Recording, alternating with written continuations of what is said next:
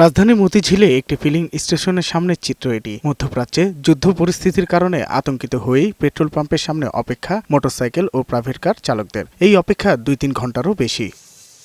সোমবার সকাল পেরিয়ে দুপুর, কিন্তু পাম্পের কর্মীরা গা ছাড়া দিয়ে দাঁড়িয়ে রয়েছে পাম্পের সামনে। জানা যায়, জ্বালানি তেল না পাওয়ায় দিতেও দেরি হচ্ছে। দীর্ঘ অপেক্ষার পর তেলবাহী গাড়িটি আসলে গ্রাহকদের মাঝে উচ্ছ্বাস দেখা যায়। দাবি জানান, সরকারের বেঁধে দেওয়া সীমার চেয়ে পরিমাণে বেশি তেল দেওয়ার। ফজরের টাইমে নামাজ পড়ে এখানে আসছি, এই সময়টা বসে থাকাটা একটা প্রাসানি, নাহলে একটু ঘুমাতে পারতাম, একটু দেরি করে ওইটা অফিস আইতে পারতাম। যেমন 10 লিটার দিতে আছে, যেমন আমাদের 15-16 লিটার দিলে একটু আরেকটু বেশি সেভ হয়। রাজধানীর বিভিন্ন পয়েন্টের ফিলিং স্টেশনগুলোতে জ্বালানি তেল নিতে হাহাকার পরিস্থিতি দেখা যায়। জ্বালানি মজুদ থাকলেও যানবাহনের চাপ যেন কমছেই না। অনেকটা আতঙ্ক থেকেই কষ্ট হলেও নিজের বাহনে তেল নিচ্ছেন গ্রাহকরা। আতঙ্কের ভিতরে আমরা এই ভুল কাজটা করতেছি যে সবাই মিলে একভাবে জোর দিচ্ছি যে আমরা তেল শেষ হয়ে যাবো। কোথাও তেল পাওয়া যাচ্ছে, আবার কোথাও কোথাও জ্বালানি তেল না থাকায় পেট্রোল পাম্প বন্ধ করে রেখে দেয় কর্তৃপক্ষ।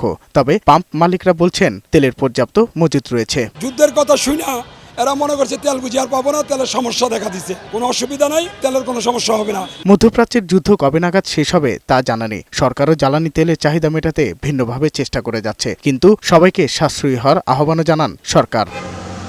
সাজ্জাদুর রহমান, বৈশাখী সংবাদ, ঢাকা।